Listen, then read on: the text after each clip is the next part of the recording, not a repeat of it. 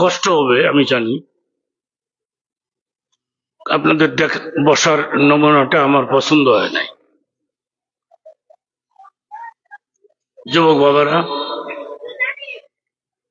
সামনে আমরা একটু লেগে লেগে বসি, যাতে করে পেছনের লোকেরা এসে পরে বসতে পারবে। আমার ধারণা ছিল এই প্রোগ্রামটা একটা বিশাল প্রোগ্রাম।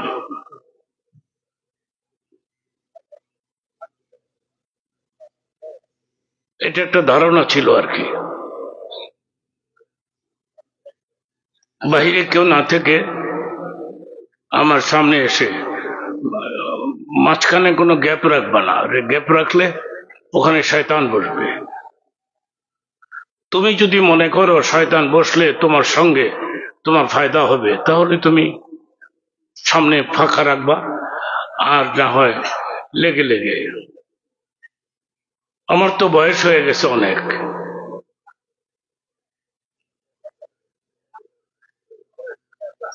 অনেক বয়স।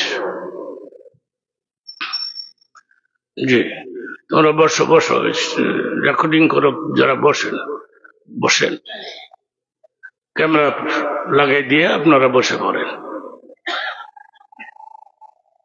এত সুন্দর হয়ে গেল বসাটা, আলহামদুলিল্লাহ বলেন।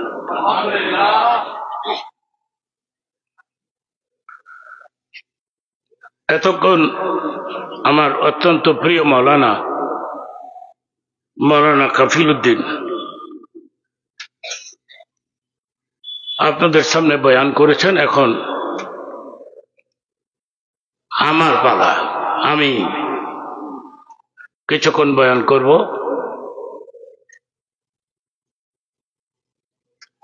আমার ওয়াজের বয়স 60 বছর চলছে।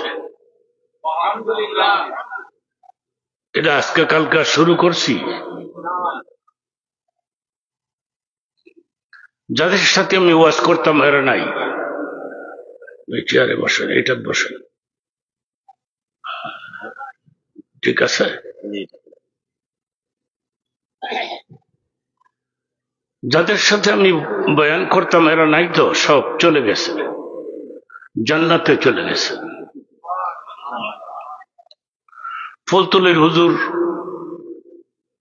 একসাথে ওয়াজ করতাম, আমাকে রেখে তিনি চলে গেলেন।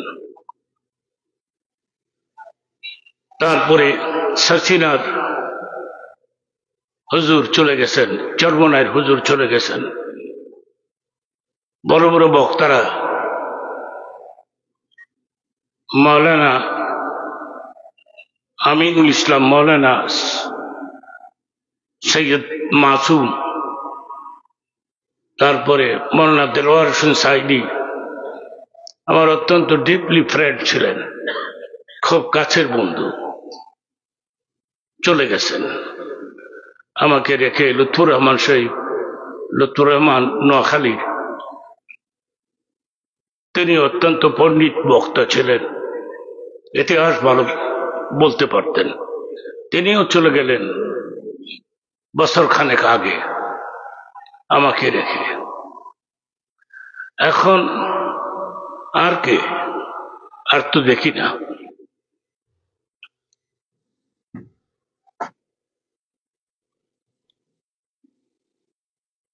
কমিটির লোকেরা এবার সব করে, আপনি চেয়ারে বসেন, বসেন, আপনি মুরব্বী মানুষ, অসুবিধা কি?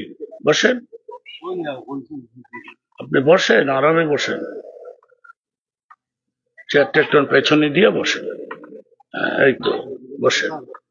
বয়স্ক লোক কতক্ষণ নিচে বসে থাকবে? ঘন্টা খানেক কথা বলবো তো আমি, ঠিক কিনা? হ্যাঁ, পরবর্তী বক্তা আসবে, তো সেই জন্য আরামে বসুক, রিল্যাক্স হোক। হ্যাঁ, এবং গেটের মধ্যে যারা দাঁড়িয়ে আছো, তোমাদেরকে অনুরোধ করবো তোমরাও চলে আসো, কিছু সময়ের জন্য তোমরা ভেতরে প্রবেশ করো এবং বসো। চতুর্দিকে মহিলাদেরকে অ্যারেঞ্জমেন্ট করা হয়েছে, ব্যবস্থা করা হয়েছে, তারাও ওয়াজ শোনার জন্য প্রস্তুতি নিচ্ছে। এতক্ষণ শুনেছে, আবার নতুন করে প্রস্তুতি নিচ্ছে, আলহামদুলিল্লাহ। তো আমি আপনারা বলতে পারেন আমার বয়স কত? 81 স্টার্ট দিলাম, 2025 থেকে শুরু হয়ে গেল 81 বছর। 81 বছর 80 বছর মানুষ বাঁচে না, যদিও বাঁচে তাইলে মনে করেন দুর্বল হয়ে বাঁচে। কিন্তু আমি কেমনে কেমনে একটা লোকও ঘেটে থাকবো না, ভেতরে ঢুকে পড়বা। ভেতরে ভলান্টিয়ার্স যারা আছেন আপনারা একটু সার্ভিস দিবেন, যে আপনারা ভেতরে গিয়ে বসুন বসুন বসুন, এভাবে বলতে থাকবেন, তো তারা আসবে এবং বসবে।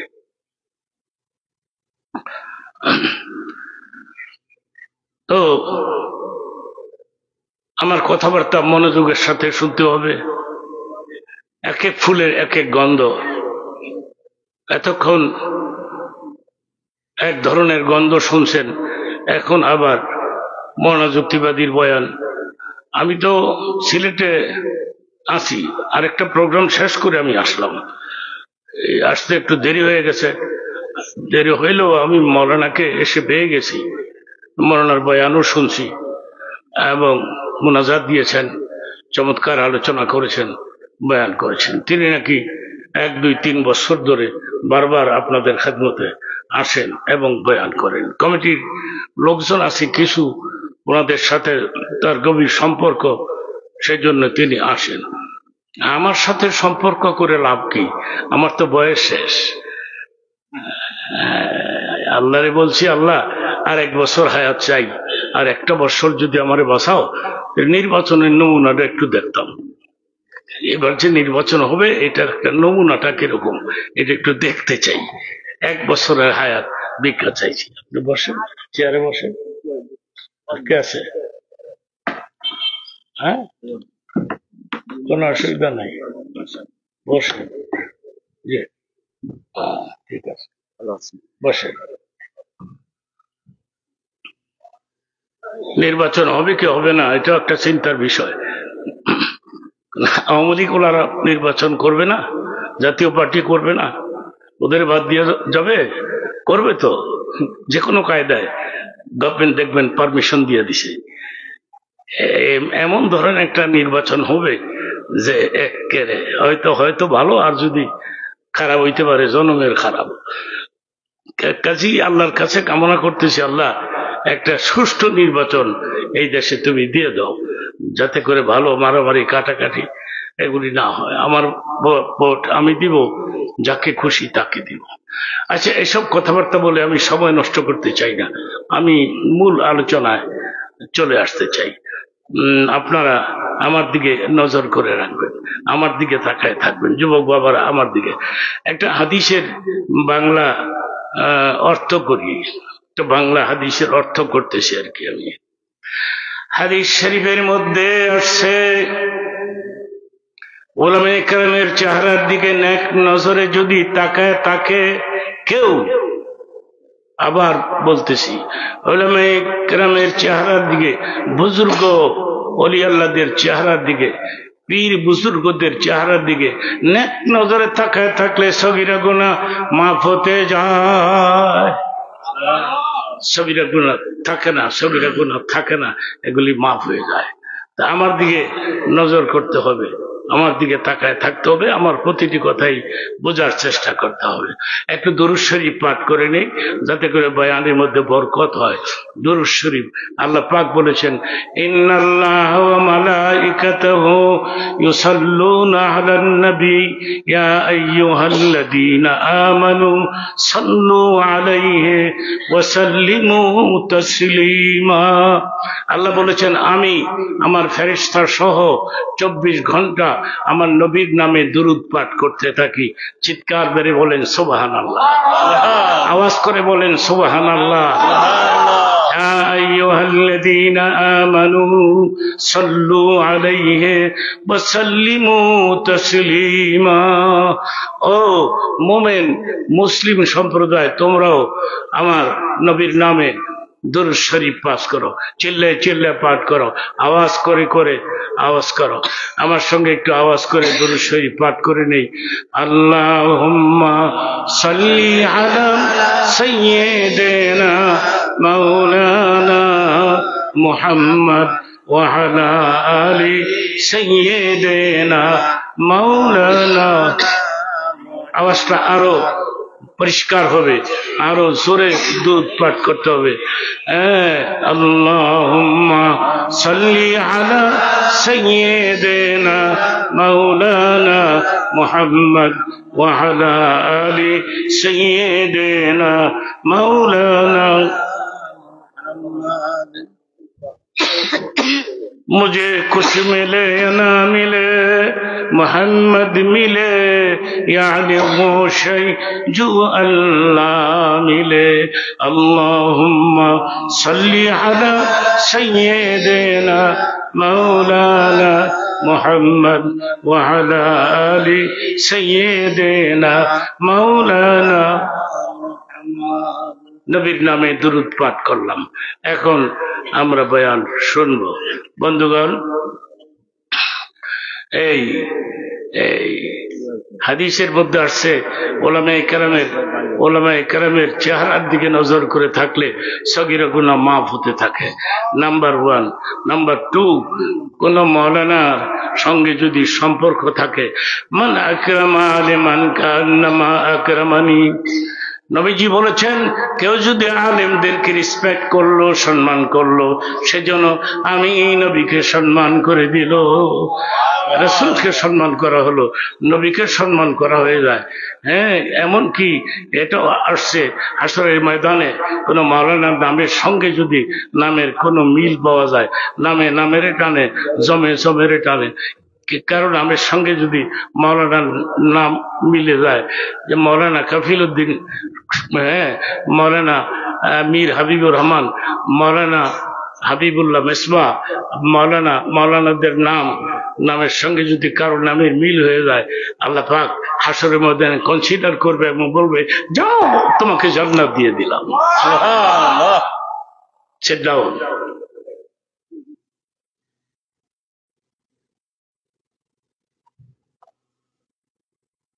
ঠিক আছে,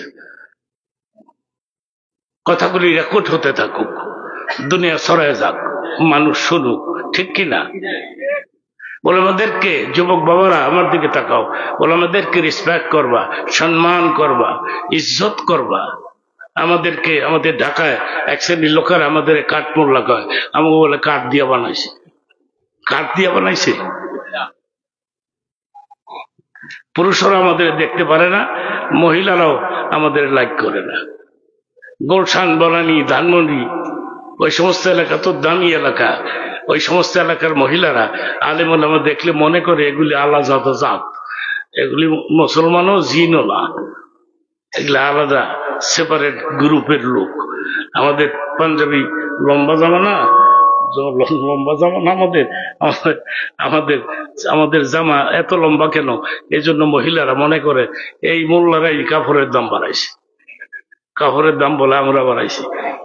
ঠিক আছে, চাউলের দাম বাড়াইলো কেনা, পেঁয়াজের দাম বাড়াইলো কেনা, কাঁচামরিচের দাম এত বাড়ালো, অনেবদে কিছুটা কমছে। আমি খবর রাখি না, মার্কেট করিও না, বুঝিও না, খবরও রাখি না।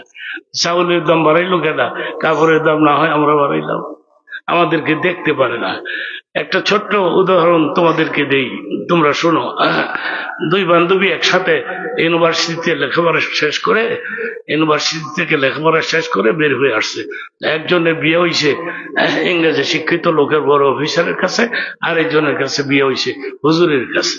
এরকম হুজুরের নাই, এরকম বিয়ে হয়েছে। তো 5-7-10 বছর পরে দেখা হয়েছে, তুই কেমন আছ? এখন যেই মহিলা হুজুরের কাছে বিয়ে হয়েছে, এই মহিলা কয়, দোয়া করিস আমার একটা পোলা হয়েছে। যখন হুজুরের বউ কইছে পোলা হয়েছে, তখন ইংরেজি শিক্ষিত লোকের বউটা কয়, এটা কস কি? দুনিয়া কেয়ামত হয়ে গেছে, তোর না হুজুরের কাছে বিয়ে হয়েছে? তাহলে আমরা বিয়ে শাদী করতাম না? আমাকে বাচ্চা টাচ্চার দরকার নাই, এই অবস্থা।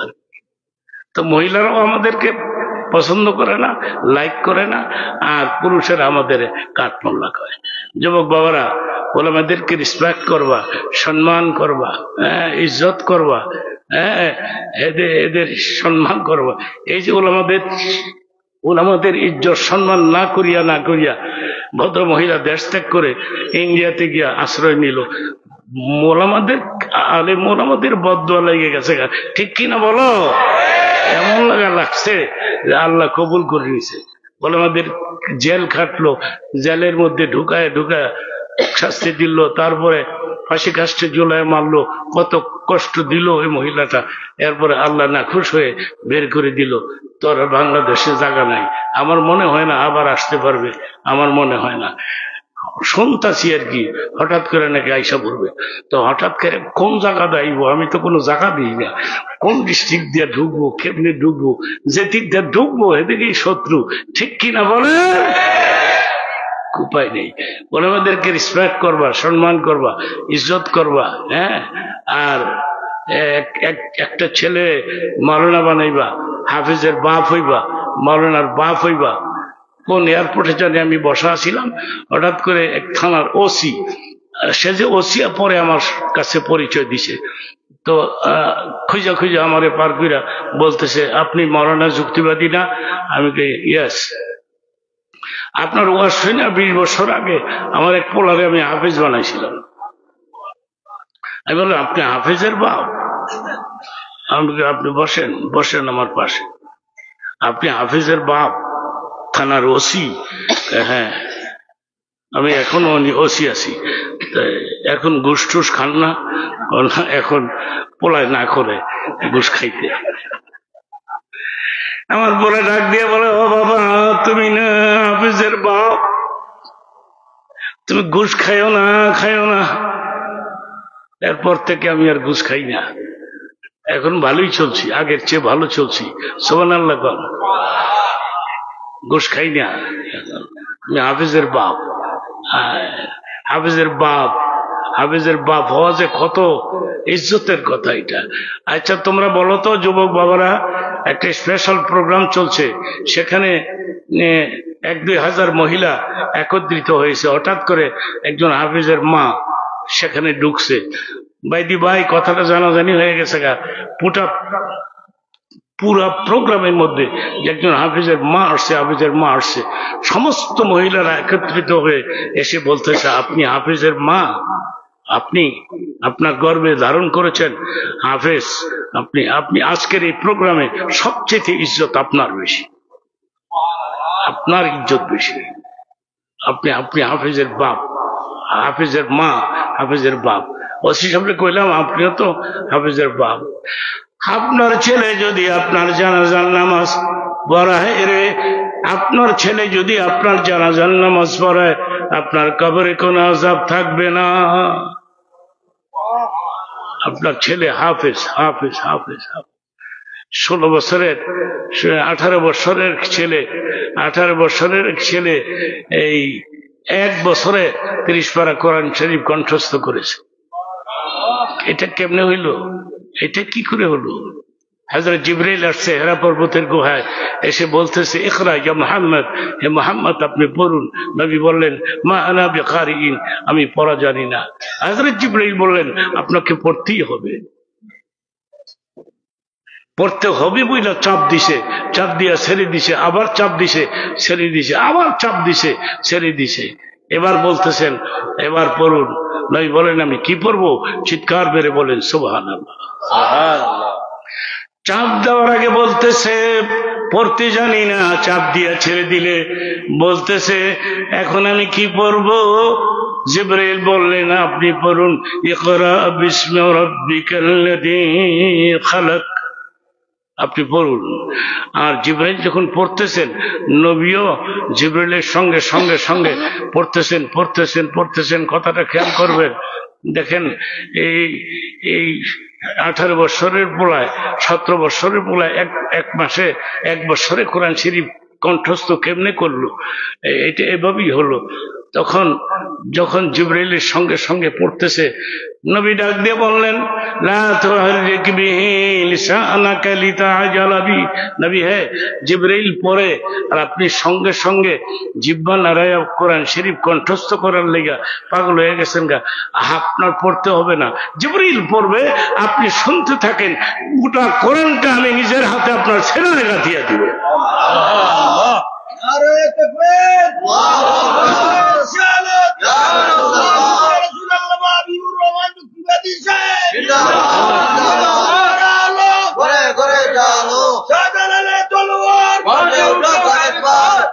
আচ্ছা, সময় নষ্ট হয়ে যায়। তকবির না দিলে আমি পছন্দ হবো, আমার তকবির আমি নিজেই দিব। নারায়ে তাকবীর। এটা আওয়াজটা ভালো হয়েছে না? নারায়ে রিসালাত ভালো হয়েছে না? এক বক্তারা আবার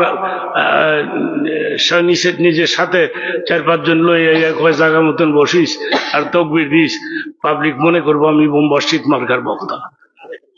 আই ডোন্ট লাইক দিস, আমি এগুলি পছন্দ করি না, আমার তকবির আমি নিজেই দিব। নারায়ে তাকবীর। আরো জোরে হতে হবে। নারায়ে তাকবীর, নারায়ে রিসালাত।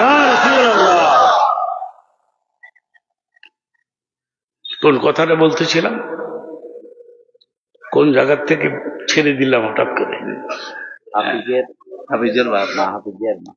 দেখেন, হ্যাঁ, হাফিজের মা, হাফিজের বাপ, এদের ডিমান্ড কত, এদের মান কত। হ্যাঁ, তারপরে একটা হাদিস পাঠ করি, এরপরে হাদিসের অর্থটাও করি। মান কারা আল কোরআন ওয়া আমিলা বিমা ফিহি উলবিসা ওয়ালিদাহু তাযায়্যাউমাল কিয়ামা যুহু আহসানু মিন যুইশ শামসি ফি বুয়ুতি দুনিয়া। অর্থটা পড়তেছি, অর্থ শেষ হবে চিল্লায় সুবহানাল্লাহ কেমন লাগবো? হাসরের ময়দানে হাফিজের মা, হাফিজের বাবার মাথায় আল্লাহ পাক নিজের হাতে তাজ পরাই দিবে। ওই তাজটা দুনিয়ার সূর্যের চাইতে কয়েক হাজার গুণ আলো বেশি হবে। নারায়ে তাকবীর, নারায়ে রিসালাত। কথাটা বুঝাতে পারছি? অর্থটা করতে পারছি? দুনিয়ার সূর্যের চাইতে কয়েক হাজার গুণ বেশি আলো হবে ওই তাজটা, যেটা আল্লাহ পরাই দিবেন হাফেজের মার মাথায়, হাফেজের বাবার মাথায়। ফর এক্সাম্পল, একটা উদাহরণ দিচ্ছি তোমাদেরকে, মনোযোগ দিয়ে শুনতে হবে। উদাহরণটা, এই এক লোক জায়গা জমি বিক্রি করে এই এই পোলারে ইংরেজি শিক্ষিত করছে, পোলা ভালো একটা চাকরি পাইছে। চাকরি পাইছে মানে এসপি হয়েছে, সুপারিনটেন্ডেন্ট অফ পুলিশ।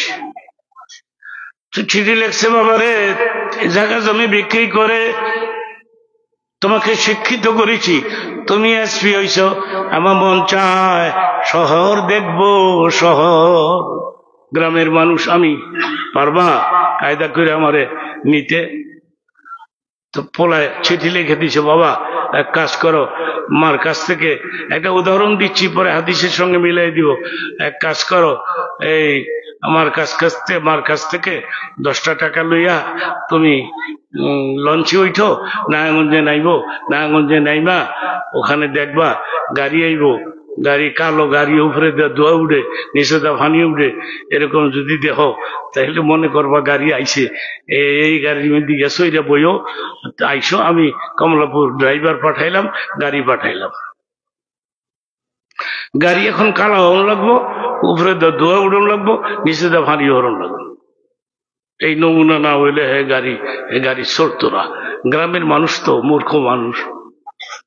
এক টিটি, আগের দিন তো টিটিকে পোশাক কালো আসিল, তো কালা পোশাক গায়ে দিয়া সিগারেট হাতে লইয়া পেশাব করতে বসে, তো নিচে দিয়া পানি পরে, উপরে দিয়া সিগারেট ধোয়া উঠে, মনে করছে গাড়ি বোধ জায়গা, তো দৌড় মারছে উঠার লেগা। তো হঠাৎ করে দাঁড়ায় গায়ে, আপনার কি হয়েছে? বলাই কইছে কালো, গাড়ির কালো কালার, উপরে দিয়ে ধোয়া উঠে, নিচে দিয়ে পানি পরে, আমি মনে করছি গাড়ি বোধ জায়গা। গ্রামের মানুষ তো সরল মানুষ, কিন্তু পোলাটা তো এসপি, ঠিক কিনা বলেন?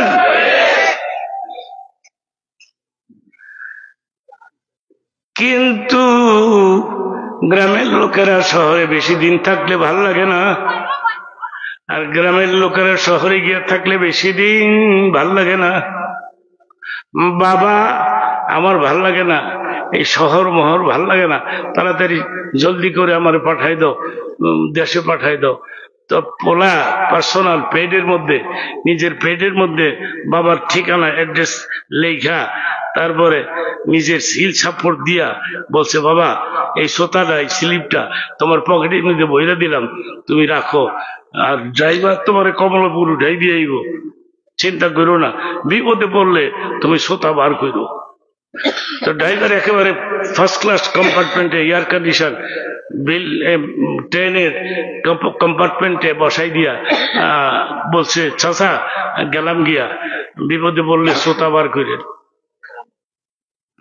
তো দুই পুলিশ উঠছে, ওইটা দেখে যে এটা তো প্যাসেঞ্জার সুবিধার না, এটা তো থার্ড ক্লাসের প্যাসেঞ্জার, এটা এয়ার কন্ডিশন রুমের মধ্যে এসে বসে রয়েছে গিয়ে লেগা। এই এই বুড়া টিকিট আছে, টিকিট আছে। বুড়াকে আমার টিকিট লাগে না। বুড়ার পাওয়ার কত দেয়, টিকিট লাগে না।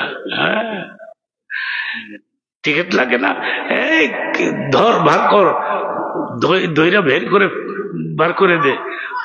যখন গেছে ধরতে আর বার করতে, তখন এই সোতাটা বার করছে। এই পুলিশ, এই সোতার মধ্যে আমার অ্যাড্রেস আছে, আমার ঠিকানা আছে। পুলিশ চোতা দেখা কয়, উপায় নেই, এতে এসপি সাইন দেওয়া যায়। এক পুলিশ আর এক পুলিশে কয়, কিরে খারবি না দৌড় মারবি, কোনটা করবি, জান বাঁচাবি? করলে চাচা এক কাপ চা দিই, চা খাইবেন? আমি চা খাই না। একটা পান দিব? আমি পান খাই না। কমলাপুর থেকে পাহারা দিয়া দিয়া নারায়ণগঞ্জ লঞ্চের সারের পাশে বসাই দিয়া কয়, ও সারেন, গ্রাম সোজা গাড়ি থামায়া লঞ্চ থামায়া নামাই দিও। এসপির বাবা, আপনার সঙ্গে বেয়াদবি করেছি, পোলারে কয়েন না, চাকরি টিকবে না। একটা উদাহরণ দিলাম, এখন আমি হাদিসের সঙ্গে মিলাই দিই। মরনা যুক্তিবাদী এসপির বাবা, এসপির বাবারে পুলিশ চিনছে সোতা দীঘা। আমি যে হাফেজের মা, হাফেজের বাপ, এটা কেমনে চিনবে ফেরেশতারা হাসরের ময়দানে?